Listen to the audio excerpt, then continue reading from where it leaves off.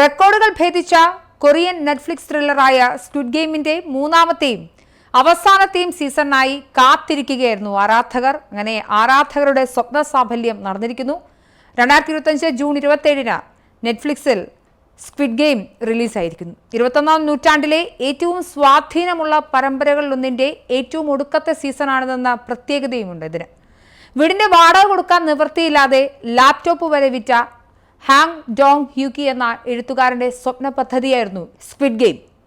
ജീവൻ അപകടപ്പെടുത്തുന്ന സാഹചര്യങ്ങളിൽ ജീവനു വേണ്ടി പോരാടുന്ന കഥാപാത്രങ്ങളെ കേന്ദ്രീകരിക്കുന്ന ഒരു ജാപ്പനീസ് കോമിക് പുസ്തകങ്ങളുടെ ഗ്രാഫിക് നോവലുകളെയുമൊക്കെ മാങ്ക എന്ന് വിളിക്കാറുണ്ട്. സർവൈവൽ ജോണറാണിത്. ഇതിൽ നിന്നും ആശയം ഉൾക്കൊണ്ടാണ് ആഗോള സാമ്പത്തിക പ്രതിസന്ധിയിൽ നിന്നും കരകയറുന്ന നായക നടന് ഹാങ് ഡോങ് ഹ്യൂക്കി ജീവൻ നൽകുന്നത്. 2009 ഹാങ് വാങ് ആദ്യമായി സ്ക്വിഡ് ഗെയിം എന്ന ആശയം ആവിഷ്കരിച്ചപ്പോൾ ഒരു നിർമ്മാണ സ്ഥാപനവും അത് നിർമ്മിക്കാൻ തയ്യാറായില്ല. വളരെ വിചിത്രമായതെന്നും ഒരു യാഥാർത്ഥ്യബോധവും ഇല്ലാത്തതെന്നും വയലൻസ് ധാരാളം നിറഞ്ഞത് എന്ന അടക്കമുള്ള ആക്ഷേപം കേട്ടെങ്കിലും തന്റെ പ്രൊജക്റ്റിൽ നിന്നും പിന്മാറാൻ ആ കലാകാരൻ തയ്യാറായിരുന്നില്ല. ഒരു ദശാബ്ദത്തോളം ആരും ഏറ്റെടുക്കാത്ത ചിത്രത്തിന് പിന്നീട് ജീവൻ വന്നത് 2018-19 കാലഘട്ടങ്ങളിൽ കോവിഡിന്റെയൊക്കെ സമയത്ത് നെറ്റ്ഫ്ലിക്സ് കൊറിയൻ സ്ക്രിപ്റ്റുകളിൽ വൻതോതിൽ നിക്ഷേപം നടത്താൻ തുടങ്ങിയപ്പോഴാണ്. ഹാങ്ങിന്റെ തിരക്കഥയിലെ ആഗോള സാധ്യതകൾ കണ്ടുകൊണ്ട് 2019 നെറ്റ്ഫ്ലിക്സ് സ്ക്വിഡ് ഗെയിമിന് ഗ്രീൻ ലൈറ്റ് കാണിച്ചു. പിന്നീട് നടന്നതൊക്കെ ചരിത്രം. 2021 സെപ്റ്റംബറിൽ പുറത്തിറങ്ങിയ ആദ്യ സീസൺ ആഗോള ഹിറ്റായി മാറി. ഒരു പക്ഷേ നെറ്റ്ഫ്ലിക്സിന്റെ ചരിത്രത്തിൽ ഒരു സീരീസ് ആദ്യമായി ഇറങ്ങുന്നതിൽ ഏറ്റവും കൂടുതൽ ആളുകൾ കണ്ട സീരീസിൽ ഒന്ന് ഇതാണ്. 265 ദശലക്ഷം കാഴ്ചക്കാരുണ്ടായ സീസൺ 2 ബില്യൺ മണിക്കൂറിലധികമാണ് ആളുകൾ കണ്ടത്. വിവാഹമോചിതനായ പിതാവും കടബാധ്യതയുമുള്ള ചൂതാട്ടക്കാരനായ തന്റെ പ്രായമായ അമ്മയ്ക്കൊപ്പം താമസിക്കുന്ന സിയോങ് ഗി ഹുൻ ക്യാഷ് പ്രൈസിനായി ഉള്ള അവസരത്തിനായി ഗെയിം കളിക്കാനെത്തുന്നു. മരണം ശിക്ഷയായ കളി നിയമത്തിൽ 456 കളിക്കാർക്കിടയിൽ നിന്നും സിയോങ് ഗി ഹുൻ ജേതാവാകുന്നു. കഷ്ടിച്ച് രക്ഷപ്പെട്ട സിയോങ് ഗി ഹുൻ തനിക്ക് ലഭിച്ച പണത്തിൽ മറ്റുള്ള ആളുകളുടെ മരണത്തിന്റെ രക്തത്തിന്റെ മണമുണ്ട് എന്ന് മനസ്സിലാക്കുന്നു. തിരിച്ചു പോകാതെ ആ പണം ധൂർത്തടിക്കാതെ തിരിച്ച് ആ ഗെയിമിലേക്ക് തന്നെ പോകാൻ തീരുമാനിക്കുന്നു. കുറ്റബോധവും പ്രതികാരവും മൂലം അവൻ ഗെയിമുകളുടെ മാരകമായ ലോകത്തേക്ക് തിരികെ പോകുന്നു. ഇവിടം കൊണ്ടാണ് സ്ക്വിഡ് ഗെയിംസിന്റെ 2ാമത്തെ സീസൺ അവസാനിക്കുന്നത്. ഇനി എന്ത് സംഭവിക്കും? നിരവധി സർപ്രൈസുകൾ നിറഞ്ഞതാണ് 3ാമത്തെ സീസൺ.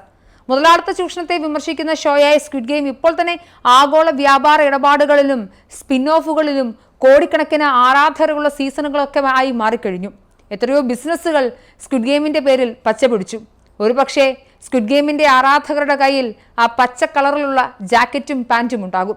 ലീ ജങ് ജെ എന്ന അഭിനേതാവിന്റെ മെയ്വഴക്കത്തിൽ സിയോങ് ഗി ഹുൻ എന്ന കഥാപാത്രം ഭദ്രമായിരുന്നു. എന്തായാലും പ്രേക്ഷകർ കരുതുന്നത് പോലെ ശുഭകരമാവില്ല സ്ക്വിഡ് ഗെയിമിന്റെ അവസാനമെന്ന് വ്യക്തമാക്കിയിരിക്കുകയാണ് സീരീസിന്റെ സൃഷ്ടാവായ ഹാങ് ഡോങ് ഹ്യൂക്ക്.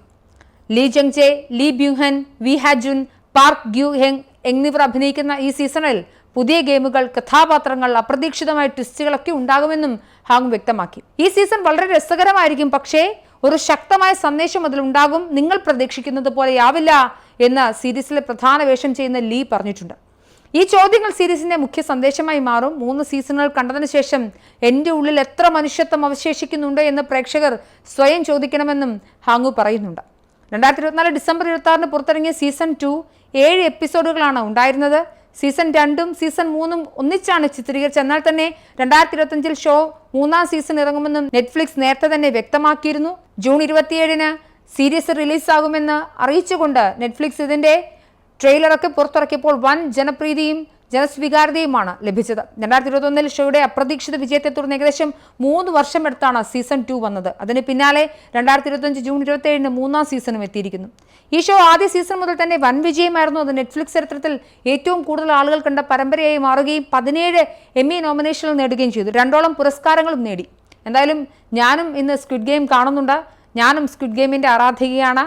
എന്തായാലും സ്ക്വിഡ് ഗെയിം അവസാനിക്കുന്നു എന്ന സങ്കടത്തോടു കൂടി നിർത്തട്ടെ.